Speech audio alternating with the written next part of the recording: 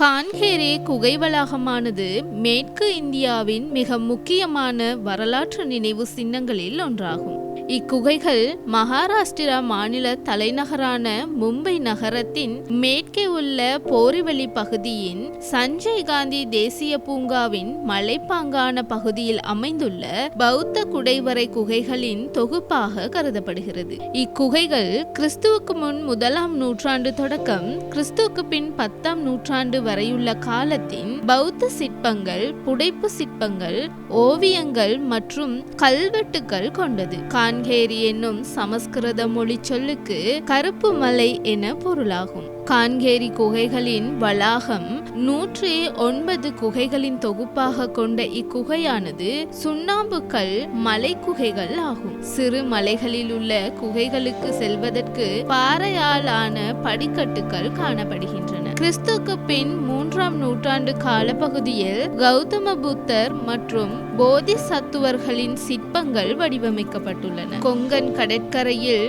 கான்கேரி குகைகள் பௌத்த பிக்குகள் நிரந்தரமாக தங்கி பௌத்த தத்துவங்களை கற்பதற்கும் தியானம் செய்வதற்கும் ஏற்ற விகாரைகளாக பயன்படுத்தப்பட்டுள்ளன. போதிசத்துவர் அவலோகிரிதரின் சிற்பங்கள் இக்குகைகளில் இடம்பெற்றுள்ளது. மேலும் இக்குகைகள் வணிக மையமாகவும் செயல்பட்டுள்ளதோடு வணிகர்களுக்கு ஓய்வு அறைகளாகவும் பயன்படுத்தப்பட்டன. மௌரிய பேரரசு மற்றும் குசான் பேரரசு காலத்தில் கான்கேரி குகைகள் பௌத்த சமய பல்கலைக்கழகமாக திகழ்ந்தது. 980 தொடக்கம் 1054 வாழ்ந்த பௌத்த பிக்கு அதிசர் என்பவர் கான்கேரி குகைகளில் பௌத்த குரு ராஜகுலகுப்தர் கீழ் தியானம் பழகிய இடமாக கருதப்படுகிறது.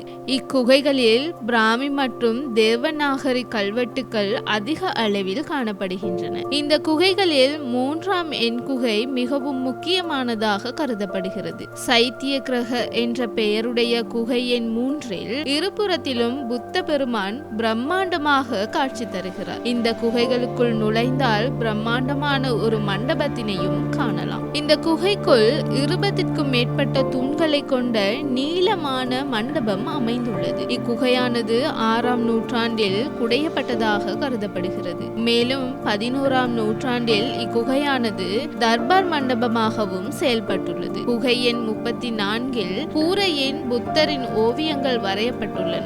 நெற்றியில் முற்று பெறாத ஓவியங்களும் உள்ளன. மேலும் இக்குகையின் 51 கல்வெட்டுகளும் சுவர் எழுத்துக்களும் மற்றும் 3 பகலவு எழுத்துக்களும் கூடிய குறிப்புகளும் கல்வெட்டுகளும் காணப்படுகின்றன. ஒரு கல்வெட்டில் சாதவாகன ஆட்சியாளர் வஷ்டிபுத்திர சதகர்மிக்கும் மேற்கு சத்ரபதி மன்னன் ருத்ரதாமனின் மகளுக்கும் நடைபெற்ற திருமணத்தை குறிப்பதாக அமைந்துள்ளது.